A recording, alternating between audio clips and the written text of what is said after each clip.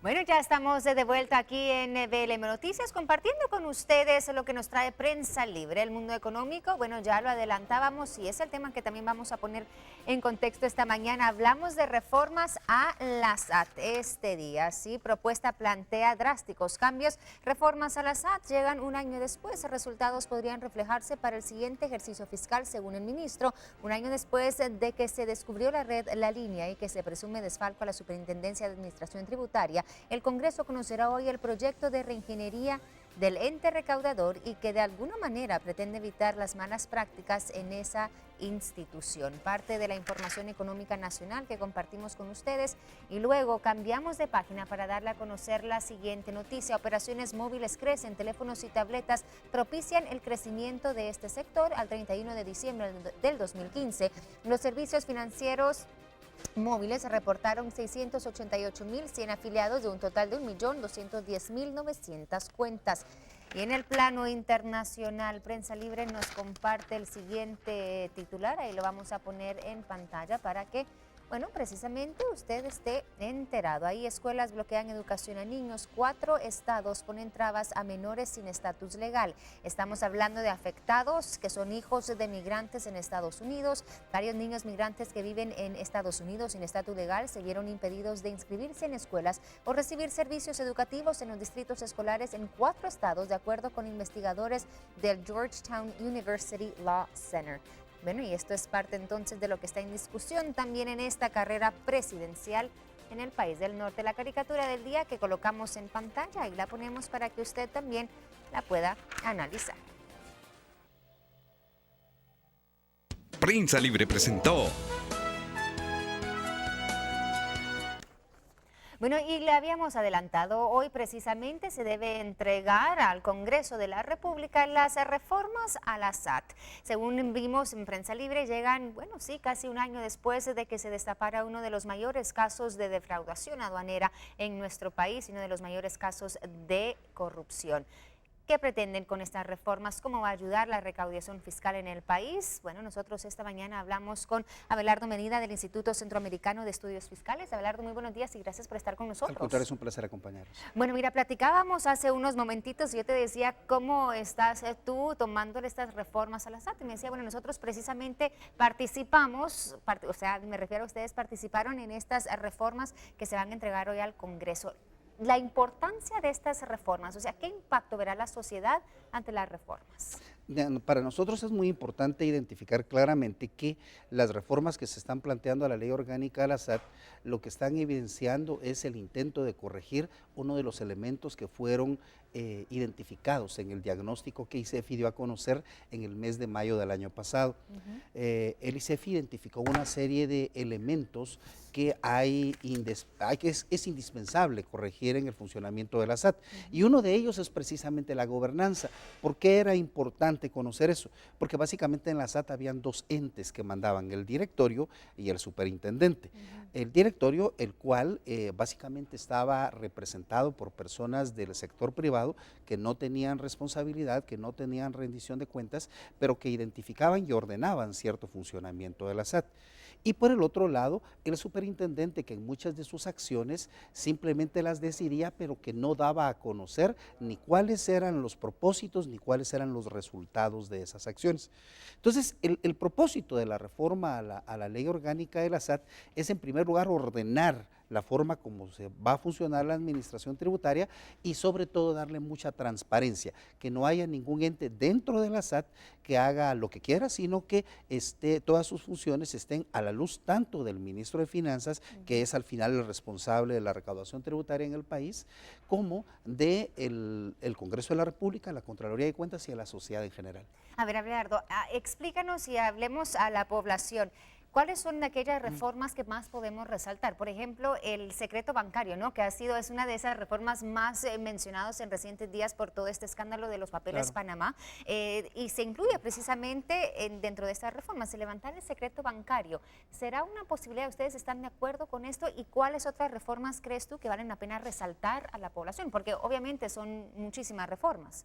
O sea, básicamente la propuesta de reforma a la ley orgánica de la SAT, en primer lugar, lo que pretende es una transformación del directorio de la institución en donde ya no hayan personas del sector privado, sino que sean funcionarios ex oficio que rindan básicamente al pueblo de Guatemala sus La manera de actividades. designar a quienes dirigen la Es SAT. correcto. El segundo punto muy importante es que tanto el nombramiento como el retiro potencial del superintendente ya no lo decide el presidente de la República, sino lo decide este cuerpo colegiado al que ahora le llamamos el directorio, pero que está representado por 3 ministros en términos generales. El siguiente elemento muy importante es que los casos en los cuales los contribuyentes presentaban alguna solicitud ante la SAT para que se replanteara, se reanalizara su caso, ya no lo van a conocer personas del sector privado, sino funcionarios de carrera debidamente preparados para el efecto. Y con respecto a lo que platicábamos hace un momento con el acceso a la información bancaria para fines de control y fiscalización, lo que se pretende es básicamente darle a la administración tributaria la posibilidad como autoridad para conocer la información bancaria cuando esté auditando o esté controlando a algún ¿Y esto contribuyente. en qué va a servir? Por ejemplo, o sea, es a revisar empresas que podrían estar reportando menos ingresos y pagando menos impuestos. Es correcto, es muy común lamentablemente en nuestro país encontrar cómo funciona bajo un sistema de autodeclaración que hayan grandes empresarios que reportan, bueno, miren, mis ventas durante el año pasado fueron 500,000 quetzales, pero son dueños de un edificio que tiene 100 personas trabajando. Entonces hay un problema entre el hecho económico atrás del funcionamiento de la empresa y lo que están declarando. En todos lados del mundo eso no es una excepción. No es algo innovador realmente. Lo que pasa es de que la administración tributaria tiene acceso para verificar que el hecho económico que esté reportando la empresa esté fundamentado con los datos financieros. O sea, básicamente lo que se fundamenta esto es en aquella famosa expresión de los gringos que se llama follow the path of the money, o sea, sigamos el camino del dinero. Y es tan clara la utilidad de la utilización bancaria para fines de control que debemos recordar el famoso caso de Al Capone, que a él nunca se le sancionó precisamente por los crímenes, ¿no? pero por evasión tributaria, porque se logró identificar que manejaba dinero que no estaba reportando, sí se hizo. Ese es el propósito fundamental. Por eso cayó Al Capone, tienes mucha razón. Abelardo, bueno, hablemos un poquito acerca de, bueno, estas reformas importantes, pero muchos están diciendo, esto realmente no va a cambiar o quizá... sí, precisamente a cambiar la manera de recaudar en el país, porque también estamos hablando, ponte, de la moral tributaria del guatemalteco, por ejemplo, que no se cambia con estas reformas que estamos viendo.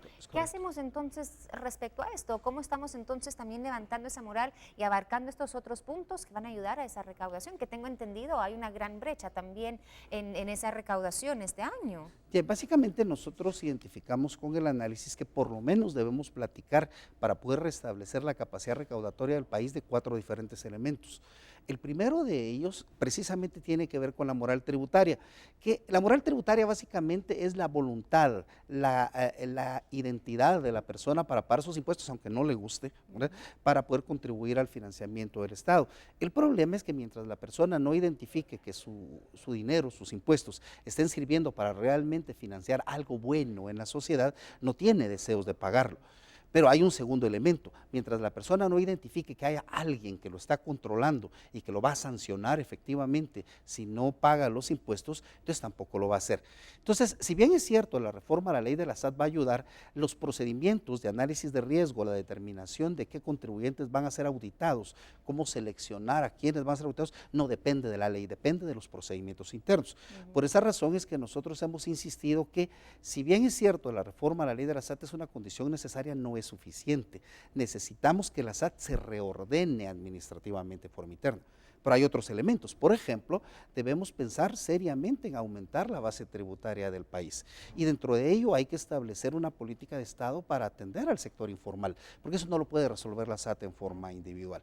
Hay otros elementos, por ejemplo, un caso claro es lo de los papeles de Panamá que hemos estado discutiendo. La falla allí no es una falla de la administración tributaria, sino que es una falla del sistema tributario. El sistema está diseñado de tal manera que es legal eludir el pago de impuestos mediante la ocultación de ingresos. ¿Qué es lo que tenemos que hacer? Básicamente entrarle en el futuro a modificar los impuestos, a modificar algunas de las condiciones, no necesariamente cambio de tasas, para que precisamente las personas que tengan que pagar, paguen. Y por supuesto hay que reconfigurar nuevamente la administración tributaria para que recupere a esas personas la capacidad de las personas que trabajan para que en el futuro vuelva a tener ordenamiento y productividad como lo tuvo en su momento. Perfecto, te quiero preguntar, y te lo mencionaba antes de que empezáramos la entrevista, la renuncia de Francisco Rivera Escobar, que lideraba, bueno, la Intendencia de Recaudación de la SAT precisamente. Ayer decía que está renunciando. ¿Cómo tomas tú la renuncia? Nosotros lo vemos normal. O sea, cuando tuvimos la oportunidad de entrevistarnos un momento con el nuevo superintendente, y el nuevo superintendente, nosotros lo que le recomendábamos es que lo primero que tenía que hacer es armar equipo de trabajo. Por supuesto, el equipo de trabajo debe ser un grupo de personas de mucha capacidad, pero también de su confianza, por supuesto. Esta persona que renunció el día de ayer, aunque era una persona que ya tenía algún tiempo de trabajar en la SAT, no necesariamente es de la confianza del nuevo superintendente. Y como los puestos directivos en los intendentes y los gerentes son de libre remoción, a nosotros nos parece realmente normal. Realmente lo delicado en la administración tributaria es cuando se trastocan los cuadros técnicos, o sea, cuando se empieza a despedir gente que es la que hace el trabajo. Pero los cuadros directivos, los intendentes, los gerentes, históricamente siempre que hay un nuevo superintendente se cambian, a nosotros nos parece muy normales. Perfecto, hablemos rápidamente, porque ya vamos a tener que concluir, Abelardo, pero de cómo vemos la recaudación, o cómo estás viendo tú la recaudación con los primeros reportes que se lanzan en este 2016. Precisamente el intendente que renunciaba ayer decía que hay una brecha que alcanza 432 millones de quetzales. ¿Qué significa esto para la población? O sea, ¿cómo nos impacta esta brecha? Bueno, nosotros advertimos desde